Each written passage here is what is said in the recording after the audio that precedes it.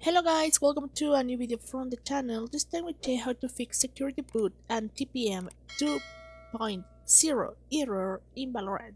So following these steps, truly you will do it. So the first one is access to advanced startup options. So we have to open our computer settings and navigate to system recovery. Under advanced startup, click on restart now. Then enter BIOS settings. After you restart the select troubleshoot advanced option, you have to click on firmware settings and click on restart again.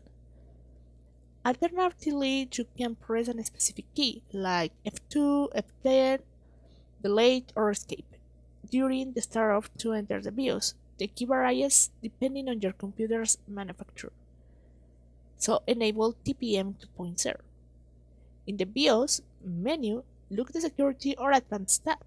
Find the option for TPM, Trust Platform Module, or PTT Platform Trust Technology, and enable it.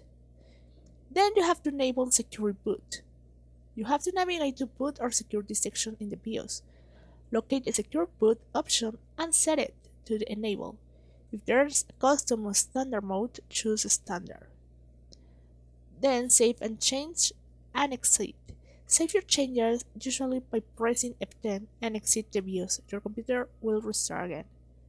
So you have to verify settings in Windows. Once back in Windows, press Win plus R. Type MC info 32 in the hit enter. Check that security boot state is on and TPM version is 2.0. So then the last step is launch Valorant. Open Valorant and the error should be no longer appear. So guys, this is our step for fixing it. I hope this works for you. Thank you for watching this video. Remember to subscribe and give thumbs up to this video.